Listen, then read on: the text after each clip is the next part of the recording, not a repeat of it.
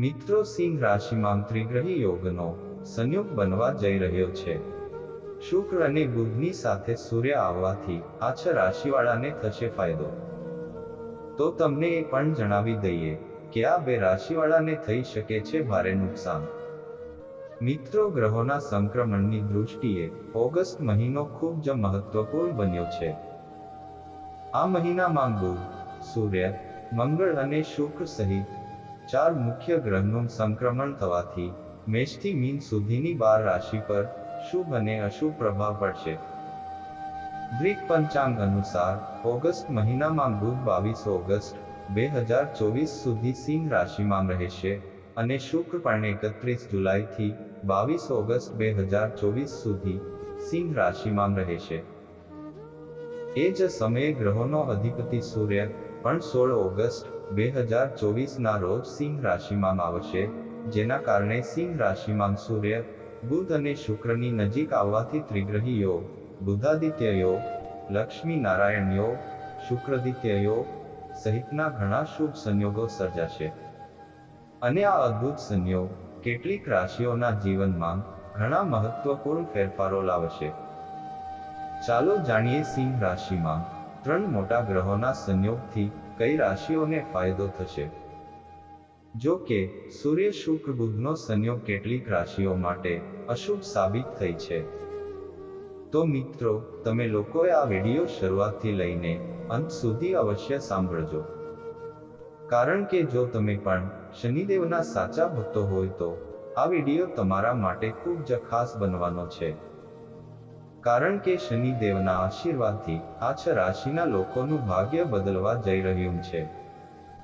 તો મિત્રો, હું શનિદેવ મહારાજને હાથ જોડીને વિનંતી કરું છું કે જે લોકો આ વિડીયોને એક લાઈક કરી ચેનલને સબસ્ક્રાઇબ કરે તો તેમના જીવનમાં કોઈ દિવસ દુઃખ કે પીડા ના આવે અને તેમનું સ્વાસ્થ્ય હંમેશા સ્વસ્થ અને તંદુરસ્ત રહે અને તેમનું ઘર હંમેશા ધન દોલતથી ભરેલું રહે.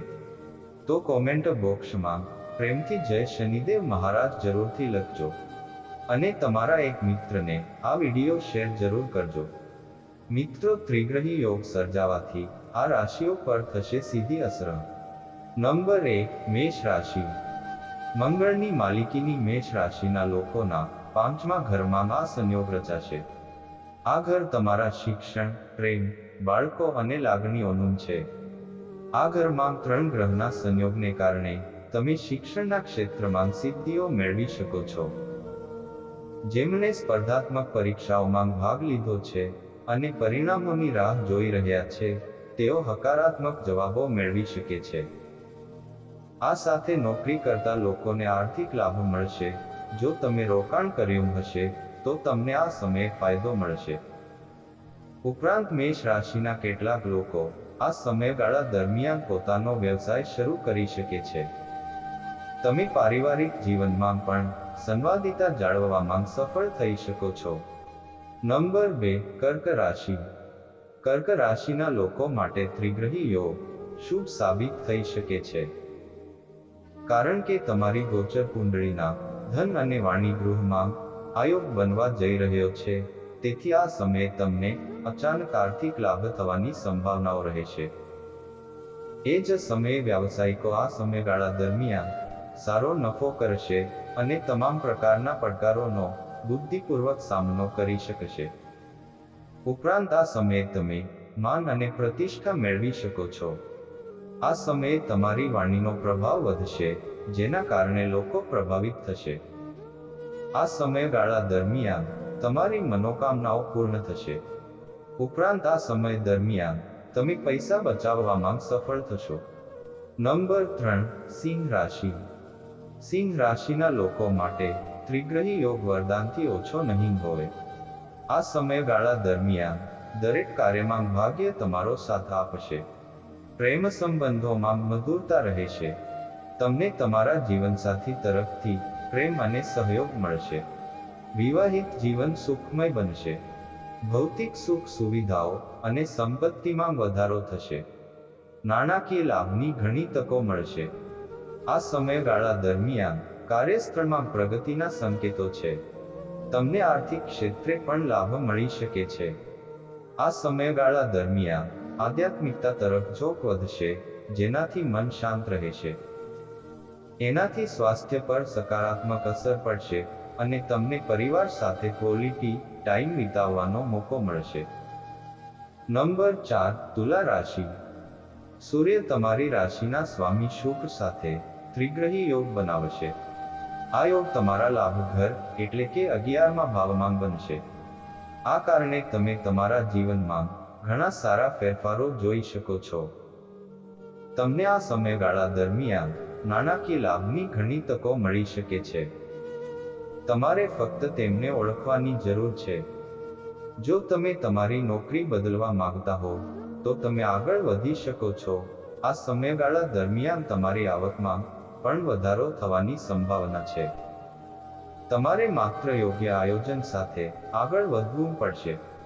તમારા દ્વારા કરવામાં આવેલ પ્રયાસો સફળ થશે. તેમજ આ રાશિના લોકોને પારિવારિક જીવનમાં પણ સારા પરિણામ મળી શકે છે. ફક્ત તમારા જીવનસાથીના કામને પણ યોગ્ય માન આપો. નંબર 5, વૃશ્ચિક રાશિ. મંગળની માલિકીની વૃશ્ચિક રાશિના લોકો આ સમયગાળા દરમિયાન તેમના અનુભવ અને ક્ષમતાઓનો લાભ લેશે. તમારા કર્મગૃહમાં ત્રિગ્રહી યોગ બનશે, જે તમારી કારકિર્દીને નવી ગતિ આપશે. કાર્યસ્થળ પર તમારા કામની પ્રશંસા થશે અને તમને વધારાની જવાબદારી પણ મળી શકે છે. આ રાશિના કેટલાક લોકોને આ સમયગાળા દરમિયાન વિદેશમાં ભણવા કે કામ કરવાની ઓફર પણ મળી શકે છે. આ સમયગાળા દરમિયાન તમારી સંચિત સંપત્તિમાં વધારો થશે. જે લોકો પોતાનું કામ કરે છે તેમને પણ સારો નફો મળી શકે છે. જો કે આ રાશિના જાતકોએ પોતાની વાણી પર થોડું નિયંત્રણ રાખવું પડશે. નંબર 6, ધન રાશિ. ત્રિગ્રહી યોગ તમારા લોકો માટે ફાયદાકારક સાબિત થઈ શકે છે. કારણ કે આ યોગ તમારી રાશિથી 9મા ભાવમાં બનવા જઈ રહ્યો છે, તેથી આ સમયે તમે ભાગ્યશાળી બની શકો છો. ઉપરાંત આ સમય દરમિયાન તમે સમાજના મોટા અને પ્રભાવશાળી લોકોને મળશો, જે તમને ભવિષ્યમાં લાભ આપી શકે છે. આ સમયે તમે નાની કે લાંબી યાત્રા પર જઈ શકો છો. તમે ધાર્મિક અથવા શુભ કાર્યક્રમોમાં પણ ભાગ લઈ શકો છો. તમારા ભાગ્ય સાથે તમારા બધા કામ સરળતાથી પૂર્ણ થશે અને તમારું મન પ્રસન્ન અને સંતુષ્ટ રહેશે. નંબર 7, વૃષભ રાશિ. સિંહ રાશિમાં ત્રિગ્રહી યોગ સર્જાવાથી વૃષભ જાતકો માટે સમય ફળદાયી નહીં રહે. આવનારા સમયમાં વૃષભ રાશિના લોકોના ખર્ચમાં વધારો થશે, જેના કારણે ઘરનું બજેટ બગડી શકે છે. નોકરિયાત લોકોએ પૈસા ઉધાર લેવાનું ટાળવું જોઈએ, કારણ કે પૈસા પરત કરવામાં તમારા માટે થોડું મુશ્કેલ રહેશે. વિદ્યાર્થીઓને પરીક્ષામાં ઇચ્છિત પરિણામ નહીં મળે, જેના કારણે તેમને માનસિક તણાવનો સામનો કરવો પડી શકે છે. નંબર 8, મિથુન રાશિ. આવનારો સમય વ્યાપારીઓ માટે આર્થિક રીતે નબળો રહેશે. યુવાનોને આર્થિક સંકડામણ તેમજ કારકિર્દીમાં ઉતાર ચઢાવનો સામનો કરવો પડી શકે છે. આ સિવાય આવનારો સમય સ્વાસ્થ્યની દૃષ્ટિએ થોડો મુશ્કેલ રહેશે. કોઈ મોટી બીમારી થવાની સંભાવના છે. અપરિણિત લોકોનું હૃદય ફરી એકવાર તૂટી શકે છે, જેના કારણે તેઓ ઉદાસ રહેશે. જો તમે બિઝનેસમેન છો તો કોઈ પણ મહત્વપૂર્ણ કાગળ પર સમજી વિચારીને સહી કરો, અન્યથા ભવિષ્યમાં તમારે મોટું નુકસાન સહન કરવું પડી શકે છે. જો તમને વિડીયો પસંદ આવ્યો હોય તો કોમેન્ટ કરીને જણાવો અને ચેનલને સબસ્ક્રાઇબ કરો. શનિદેવના સાચા ભક્તોએ કોમેન્ટ બોક્સમાં જય શનિદેવ મહારાજ અવશ્ય લખો, જેથી શનિદેવની કૃપા હંમેશા તમારા પર બની રહે અને તમામ મુશ્કેલીઓ દૂર રહે.